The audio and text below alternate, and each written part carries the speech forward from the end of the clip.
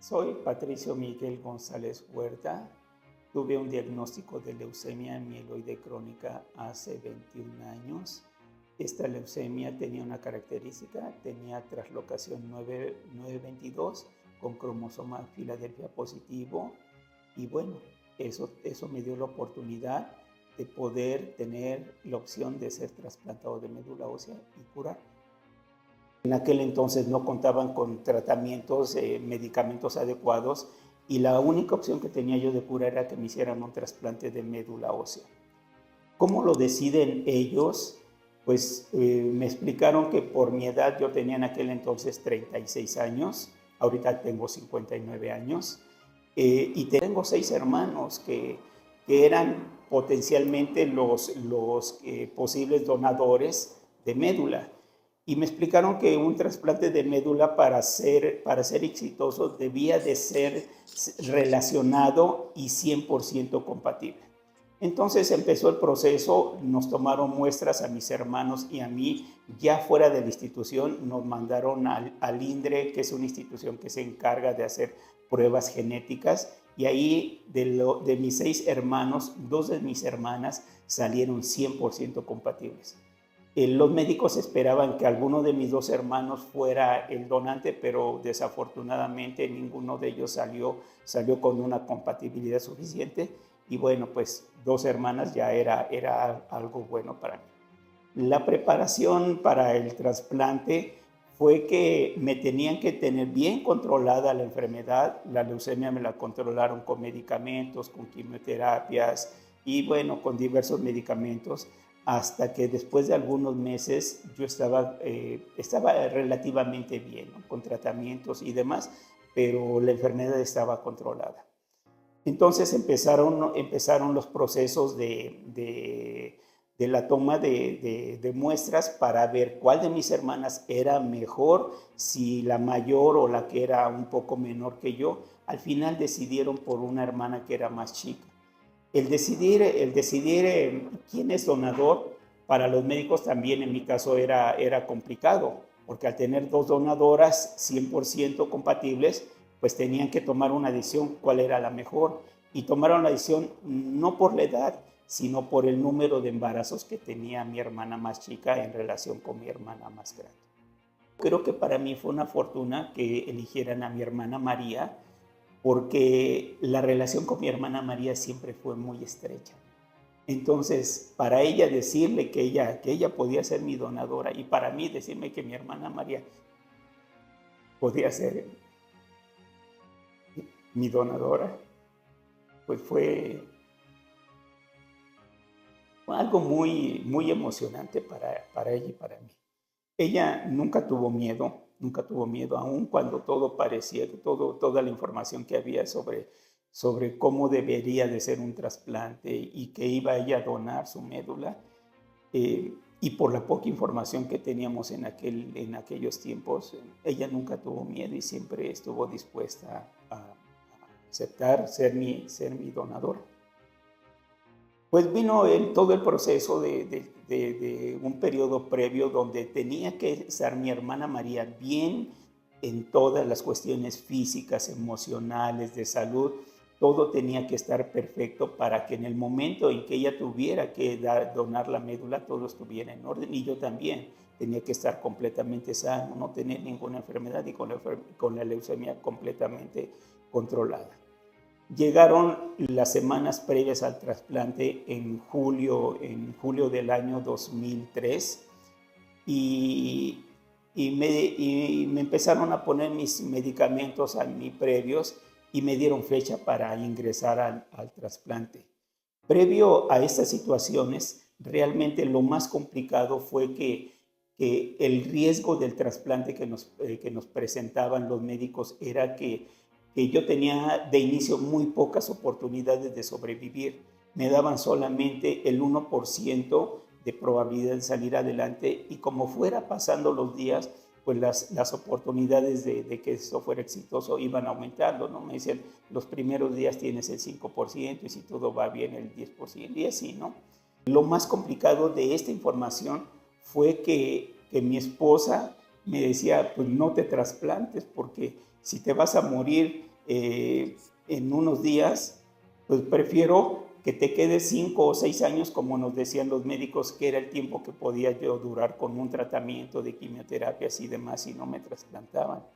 Entonces, el hecho de decidir por mí mismo que era mejor enfrentarme o era mejor atreverme a recibir el trasplante que quedarme con vida unos años, pues para mí no cupo duda. Yo decidí enfrentar y aceptar esas pocas posibilidades, aun cuando mi esposa pues me decía que no. Eso fue un momento difícil entre decir sí y no. Pues al final decidí decir sí, y bueno, pues aquí estoy después de 21 años.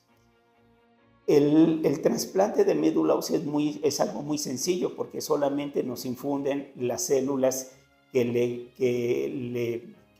vienen de mi hermana, a quien mediante un proceso de aféresis, como es la donación de plaquetas, ella hace la donación. Ella tenía que estar hospitalizada 2 días, más o menos 4 horas, estar acostada, conectada a la máquina de aféresis, mientras la máquina de aféresis le extraía las células madre. Mientras a mi hermana María le estaban extrayendo las células madre mediante un proceso de aféresis, que es algo similar a la donación de plaquetas, yo estaba en el hospital esperando que terminaran y que llegaran las células. Al terminar la donación de ella, inmediatamente las trasladaban. Ella estaba en el Centro Médico Siglo XXI y yo estaba en el Hospital Gabriel Mancera. Entonces, pues el tiempo de espera solamente era el traslado del hospital, del centro médico, hacia donde yo estaba.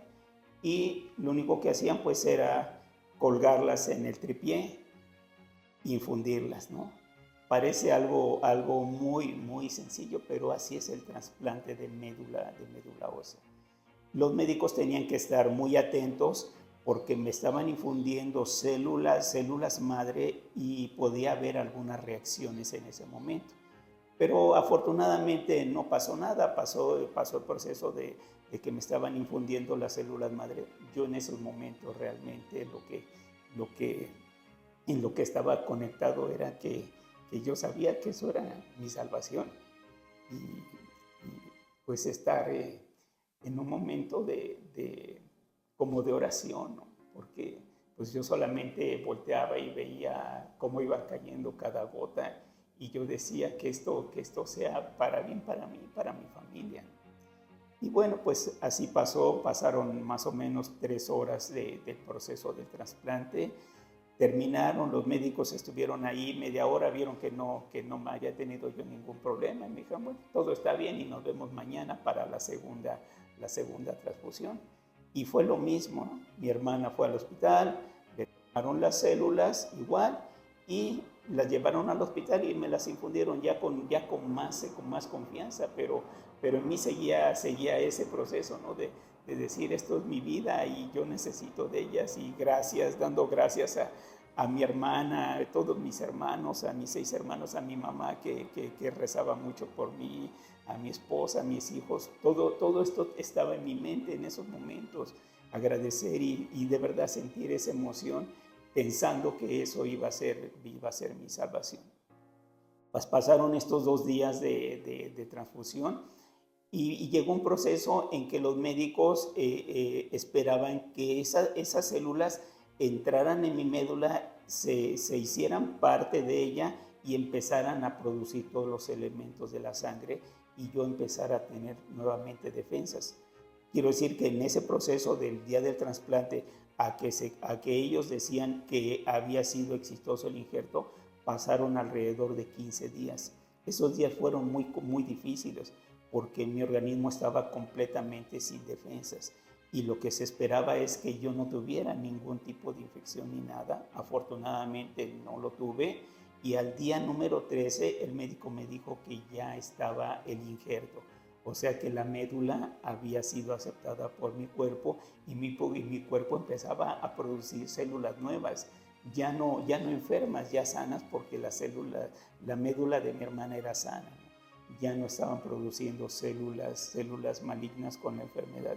Y bueno, para mí fue eso una maravilla. Me dieron de alta a los 28 días, ya con el injerto, o sea, la médula bien injertada, y me explicaron que a partir de ese momento venía un periodo mucho más complicado, porque los cuidados que yo tenía en el hospital ahora deberían de ser en casa. Una limpieza extrema en todo. Tenía que llegar a una habitación que me habían preparado, una habitación más o menos de 3 por 2,5, completamente sellada, los vidrios, las ventanas, todo completamente sellado, no podía haber paso de aire, de nada, ¿no? Completamente nuevo todo, limpios, solamente tenía una cama, una silla, una mesita, donde podía yo comer o donde podía yo sentarme y nada más. Este fue un tema muy, muy difícil, ya no para mí, porque yo estaba ahí sabiendo que necesitaba cuidados. La dificultad era ahora para mi esposa, porque yo tenía que comer la comida recién hecha. Si me hacían de desayunar, no podían pasar más de 20 minutos en que yo me tuviera que comer la comida. En ese entonces todavía tenía yo rezagos de las quimioterapias que fueron muy agresivas para matar todas mis células y tenía yo náuseas.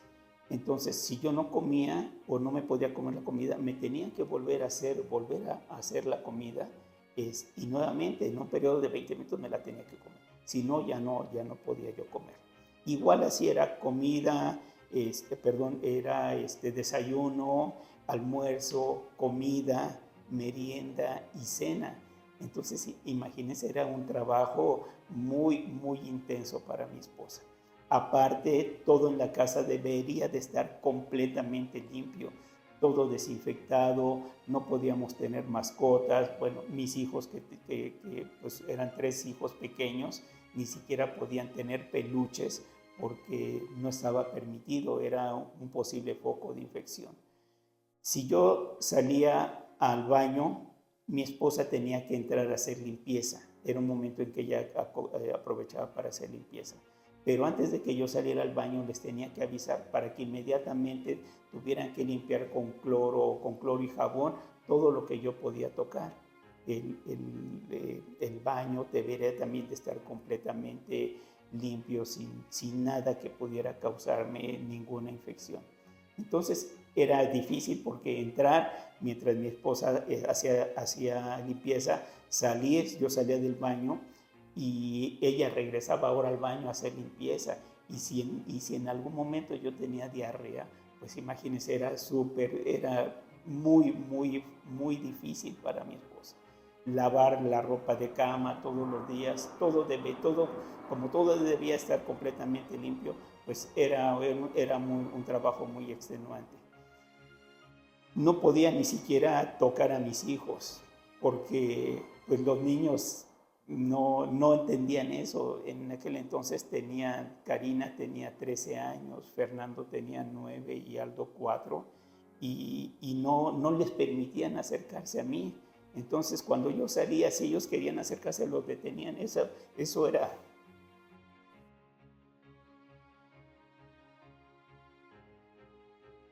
era muy difícil porque pasado el tiempo, pues hubo recriminación, ¿no? de que mis hijos me decían, nosotros te queríamos abrazar y tocar y no nos dejaban. Entonces, todo parecía muy, muy bien, pero realmente las cuestiones que se estaban generando en cuestiones emocionales y psicológicas fueron muy, muy complicadas, ¿no? Durante este proceso del trasplante y el post-trasplante, pues lo teníamos que vivir, pero con el tiempo vimos que mis hijos quedaron con marcas muy, muy complicadas por estas situaciones. A veces se los tenían que llevar mis hermanos o mis primos o familia de mi esposa, porque no podían estar en la casa los 3.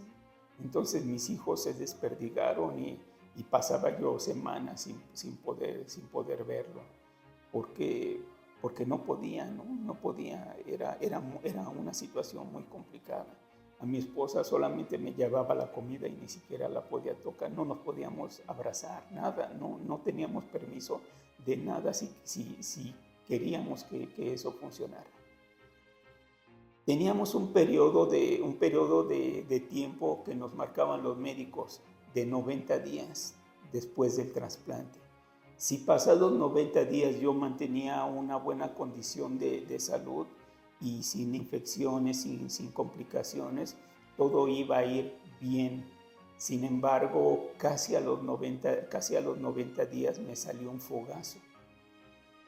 Y empecé con fiebre y tuve que ir al hospital. Cada vez que pasaba algo así raro, que tenía diarrea o que me dolía tantito el pecho, la garganta, tenía que ir de inmediato al hospital para que me dieran tratamiento. A veces era profiláctico es que era solamente para prevenir, pero tenía que tomar un montón de medicamentos, muchísimos medicamentos, antibióticos sobre todo, y esteroides. Y bueno, lo tenía que hacer. Cuando me salió ese fogazo, pues me llevaron al hospital. Y de inmediato empezó una recaída. Y lo que se veía también, poco a poco, me llevó a que estuviera yo en situaciones de peligro de mi vida muy intensas. Cuando yo esperaba que ya regresara incluso hasta trabajar y que volviera yo a ver a mis hijos y poder tocarlos, ¿no? Todo se fue en una caída impresionante, porque de inmediato me tuvieron que volver a internar y me dijeron que tenía yo enfermedad de injerto contrahuésped. Esto, lo que me explicó el médico, es que mis células que quedaban como residuos, estaban atacando a las células que tenía yo de mi hermana, cosa que ellos esperaban, pero que no esperaban con la gravedad con la que me empezó a suceder. Entonces tuvieron que internarme de nuevo en una habitación aislada ahí en el Hospital Gabriel Mancera, y con cuidados de 24 horas. El área de trasplante en aquel entonces, pues solamente entraba yo, y igual los médicos, no tenía visitas. La única que podía entrar era mi esposa para ayudarme a asear, a darme de comer. Podía entrar mi mamá, que era la que los médicos conocían, y un hermano, mi hermano Toño, que era el que más me cuidaba y que siempre estaba al tanto de mí. Tenían que tomarme muestras que eran para medir algunos niveles de unas células, porque me daban un medicamento que se llama ciclosporina, que era para mantener el trasplante. Entonces mi hermano Toño llegaba en las mañanas y se llevaba una muestra al hospital de nutrición y tenía que esperar que le dieran el resultado y regresar. Eran de las pocas personas de mi familia que podían entrar a verme.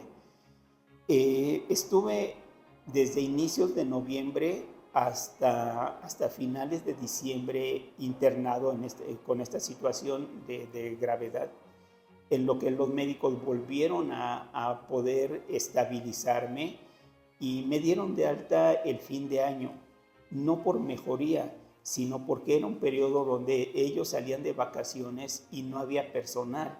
Entonces el riesgo de que no tuviera yo los cuidados, pues me dijeron: te vas a tu casa con los cuidados necesarios y regresas al 2 de enero del siguiente año, te queremos aquí de nuevo.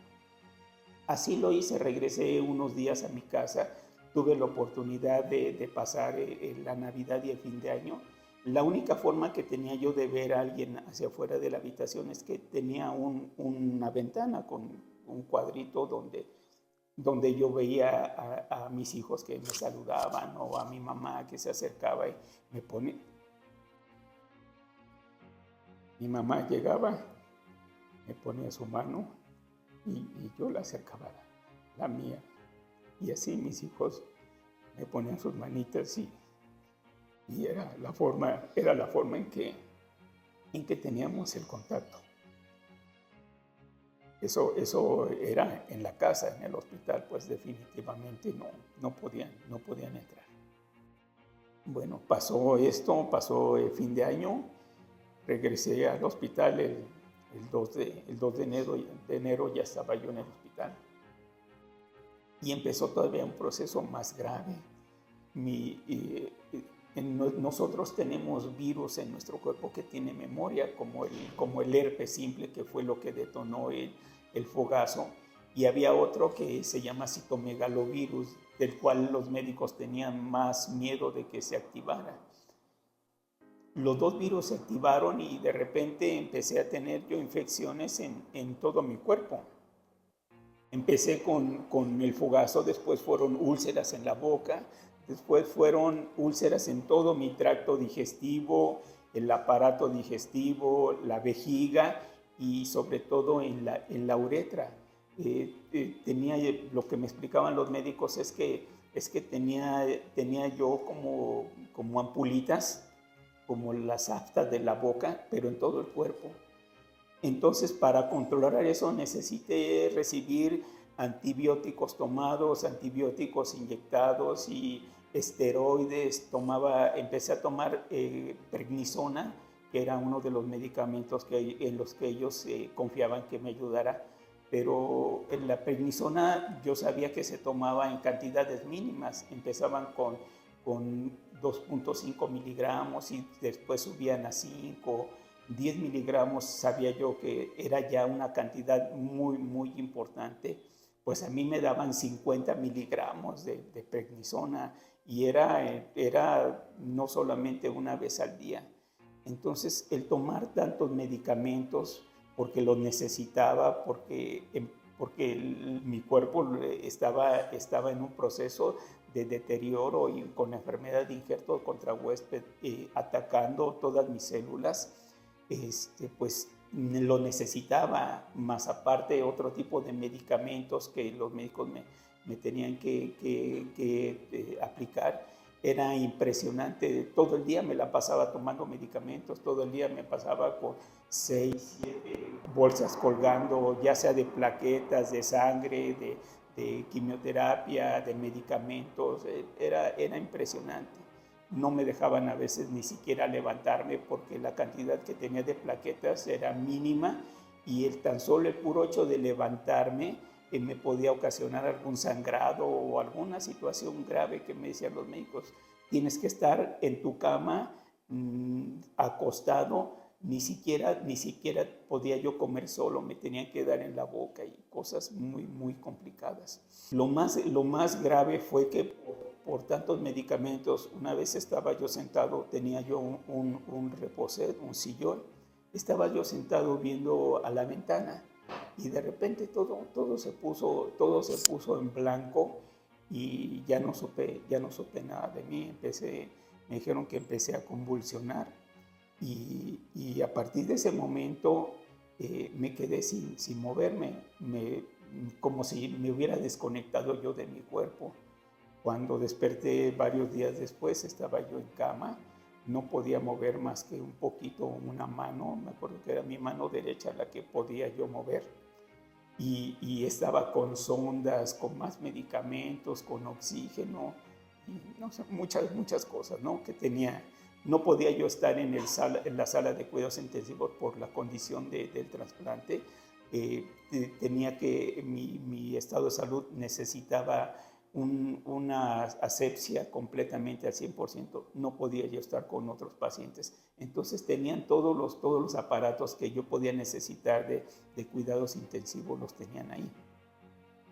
Creo que fue el mes más complicado porque pues todo me lo tenían que hacer, ¿no? Tenía que comer por sonda. Si me podían dar una poca de agua, pues me la acercaban y me la ponían en la boca. No podía yo tragar. Y a mí lo que más me costaba trabajo es que perdí el control de esfínteres. Pues eso significaba que tenía diarrea constante y me ensuciaba y las enfermeras y mi esposa y mi mamá pues tenían que hacerme limpieza, me tenían que mover para bañarme, para cambiarme. Entonces fue creo que uno de los meses más complicados. Y era cuando mi riesgo de vida estaba más complicado, más difícil. Con el paso de las semanas fui recuperándome y poco a poco mi cuerpo empezó a volver a reaccionar, ¿no? De repente empecé a poder moverme, empecé a poder hablar y bueno, los médicos empezaban a controlar la enfermedad, empezaban a controlar las secuelas que las convulsiones me habían ocasionado y yo empecé a volver a tener movimiento en mi cuerpo. Eso fue más o menos en el mes de febrero del año 2003 y bueno, poco a poco fui recuperándome, pero llegó otro momento crítico donde de nuevo tuve recaída y necesitaba un medicamento. Me habían ya puesto todos los medicamentos que podían, pero no reaccionaba. El médico habló con mi familia, sobre todo con mi hermano Toño, con mi esposa y con mi mamá. Y les comentó que en el Reino Unido había un medicamento que estaba en un proceso ya no de estudio, ya lo aplicaban a pacientes y que yo lo necesitaba porque no lograban controlar la enfermedad de injerto contra-huésped. Y era la única posibilidad que mi doctor, el doctor Luis Solís, veía después de haber estudiado todo lo que tenía a la mano. Me dijo, allá en Reino Unido hay un medicamento, pero lo tienen que comprar. Y lo necesitamos de hoy a mañana, porque si ese medicamento no funciona, no vamos a poder hacer ya nada por Patricio, por su hermano. Les ayudó el doctor a conseguir el apoyo de un hospital para que pudieran hacer el traslado del medicamento con los permisos de COFEPRIS y de aduanas para poder ingresarlo. ¿Cómo hizo mi hermano para comprar el medicamento que en aquel entonces pues costaba algo así como 60,000 pesos, que era como comprarse un carro nuevo? No sé, era un medicamento que venían en frasquitos así pequeñitos, oscuros completamente. Para aplicarlo lo tenían que preparar en un cuarto oscuro, después lo sellaban y le ponían una cobertura también oscura y me lo tenían que aplicar. Afortunadamente ese medicamento, me acuerdo el nombre, era un medicamento que se llama Foscarnet.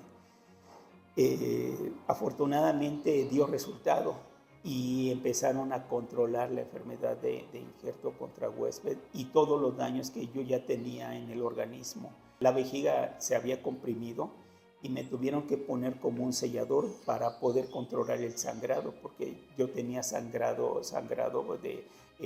por la uretra, pero venía desde todo el tracto digestivo y sobre todo de la vejiga. En mi uretra había muchas cicatrices que no sanaban, entonces necesitaban seguirme poniendo antibiótico. Yo tuve una sonda uretral, ya no recuerdo por cuántos meses, porque no podían controlar el sangrado de la vejiga.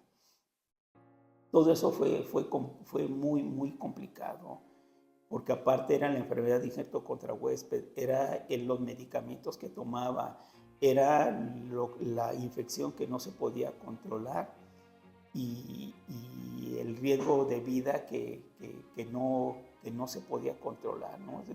Los médicos no podían decir vamos ganando, porque un día era una infección, otro día era otra infección y de repente todo se volvía algo difícil. Creo que lo más difícil ya ahora, si antes había sido tomar la decisión, pues después fue salir adelante de este proceso de enfermedad de injerto contra-huésped que me llevó realmente a una situación de vida muy, muy difícil. Los médicos pudieron sacarme adelante de todas estas situaciones de la enfermedad de injerto contra-huésped, pero sobre todo de todos los daños que me causó ese virus, el citomegalovirus, que fue el que me causó tantas infecciones. Recordar que necesitaba yo tomar hasta 120 o 140 pastillas diferentes de cualquier medicamento. También yo lo recuerdo y digo, era muy, muy difícil la situación, porque tenía una libreta donde tenía que apuntar, ya te tomaste la talidomida, sí, cuántos te tomaste, las tabletas, ¿te tomaste algún antibiótico? Ya me tomé el antibiótico. ¿Te aplicaron este medicamento? Sí, sí te lo aplicaron. Y después pasaba una semana y empezaba yo a revisar 15, 20 medicamentos diferentes y empezaba yo a hacer cuentas, 120, 130, 140 tabletas o cápsulas o lo que fuera, ¿no? Al día. Y de repente vi que cada semana que pasaba tomaba cientos y llegaban a miles de medicamentos y eso me causaba mucho estrés de saber que para salir del hospital esa lista te tenía que quedar en nada, ¿no? Tenía que quedar reducida a lo menos posible. Todo este proceso duró desde noviembre hasta finales de abril, desde noviembre del año 2022 hasta finales de abril del año 2023, cuando afortunadamente controlaron la enfermedad y me pudieron empezar a dejar a ver a alguien más de mi familia, que eran mis hijos. Y bueno, pues fue algo muy emocionante porque después de meses sin verlos, pues los dejaron pasar, ¿no? Un día me dijeron que tenemos una sorpresa. Ya estaba yo algo mejor en la cama, pesando 44 kilos porque perdí 20 kilos de peso en ese proceso. Y tenía problemas de circulación, problemas de retención de líquidos, y tenía las piernas hinchadas y yo estaba todo hinchado. Y me dijeron, sí, te vamos a dejar pasar a ver a tus hijos. Y pues mis 3 hijos pequeñitos, yo vi cómo entraron ahí. Estaba yo muy emocionado. Y pues les tuvieron que hacer todo el proceso, lavarle las manos, ponerles guantes, ponerles cubrebocas, ponerles gorro, ponerles bata, cubrirles sus piecitos también con botas de las que usan los médicos, y los dejaron pasar. No podían tocarme, no podían abrazarme tampoco, no lo tenían permitido, y nos permitieron tomar algunas fotos que ahí las tengo guardadas como un tesoro, a mis 3 hijos aquí a mi lado, y yo así como estoy sentado, pero pues fatal, ¿no? Realmente fatal.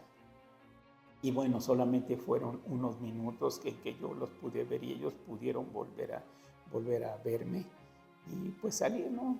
Despedirme y salir. Sí los llegaba a ver cuando iban de visita.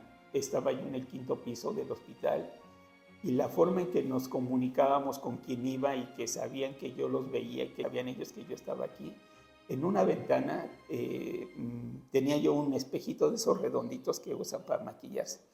Entonces el espejo lo pegaba yo a la pared y se reflejaba hacia la calle. Y lo movía, ellos sabían que yo los estaba saludando. Y pues todos me saludaban y bueno, era algo impresionante. Toda mi familia, mis hijos, mis hermanos, mi mamá, no sé, eran 20, 30 personas que el domingo, ahora sí que su día de campo era ir visitarme, y así nos comunicábamos. Eran cosas muy emocionantes. Pasó el tiempo de la recuperación, quedé yo con muchas secuelas, tuve que mantener la sonda, y tuve que regresar a mi casa nuevamente, al mismo lugar, con los mismos cuidados, pero yo en un deterioro muy difícil, ¿no? Con más cuidados que cuando salí del trasplante. Por eso esto fue mucho más difícil, porque aquí mi cuerpo estaba completamente deteriorado, yo no podía ni siquiera caminar por mí mismo, me tenían que cargarme. Me acuerdo que mi hermano me sacó cargando del hospital, me llevó al carro y me subió cargando. Yo vivo en un departamento en el 3er piso. Me llevó cargando y me acomodó en mi cama y pues ahí me quedé, ¿no? Volvió a hacer la rutina, alimentos al momento, limpieza ahora mucho más estricta. Pues mis hijos menos me podían tocar y el mismo proceso anterior. Entonces lo que pues fue más difícil fue esa situación, y después vino ya un proceso de muchísimos más cuidados. Fueron casi 2 años en que tenía que estar yo yendo cada tercer día al hospital. Mi hermano llegaba y me bajaba cargando, me llevaba al hospital, me ponían en una silla de ruedas. Tenía que yo estar, me tenían en el mismo hospital, dentro del área de pacientes, me dejaban aparte, donde me preparaban un espacio para que yo llegara, me tomaban muestras, me revisaban y me regresaban a mi casa. Mi hermano pues también ahí junto a mí, mi mamá, todo el tiempo que podían, porque tenían que dejar su vida ellos para cuidar de la mía, ¿no? Y bueno, fueron meses que así fue hasta que pudieron controlarme y, y después de casi 2 años yo pude empezar a salir de ese cuarto de aislamiento y volver a tener contacto con las personas. Fue un proceso muy difícil porque después de estar en esas situaciones y saber que nadie me podía tocar, me quedó a mí el miedo. Ya después, cuando pude salir y que mi esposa me quería abrazar, ahora yo no me dejaba. Yo no dejaba que se me acercaran. Mis hijos querían acercarse y también yo tenía miedo de que se me acercaran, aún sabiendo que ya se podía. Entonces fueron cuestiones traumáticas, emocionales, porque eso degeneró en situaciones de familia muy difíciles entre mi esposa y mis hijos. Ellos ya habían crecido 2 años más, ya Karina ya tenía más de 15 años, Fernando ya tenía 13 años, Aldo ya estaba por ahí de los 7 y teníamos situaciones de conflicto muy, muy complicadas, ¿no?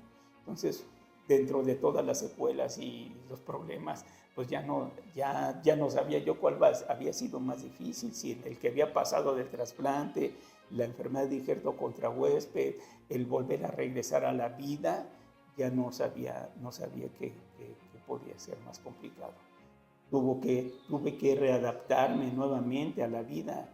No me podía, ni siquiera me atrevía yo a subirme a transporte público. Tenía que andar yo en carros y si alguien tosía junto de mí, yo inmediatamente me quitaba de allí. Si en algún momento tenía yo que entrar al metro, era traumático para mí saber que tenía que agarrar cosas que podían estar infectadas, saber que si alguien se acercaba y estornudaba, yo me salía de donde estuviera, me tenía que escapar de donde estaba. Empezar a volver a tener una relación con mi familia también fue complicado, fue difícil volver a regresar a tener la confianza de todo eso. Y bueno, pues algo que yo les quisiera recomendar a las personas que van a un trasplante de médula ósea, primero es que le pidan la información a su médico, completamente toda la información. ¿Qué es el trasplante de médula ósea? ¿Qué se requiere para el trasplante de médula ósea? ¿Qué cuidados necesita la persona? ¿Cómo estar en contacto con el donador? ¿Cómo decirle al donador que no va a pasar nada con él? Y cómo estar preparados todos, tanto física, mental, emocionalmente, y sobre todo con la mejor salud posible, para que la persona que va a recibir el trasplante tenga el mejor éxito y la persona que va a ser el donador sepa que le puede regalar una oportunidad de vida a quien le va a donar su médula ósea.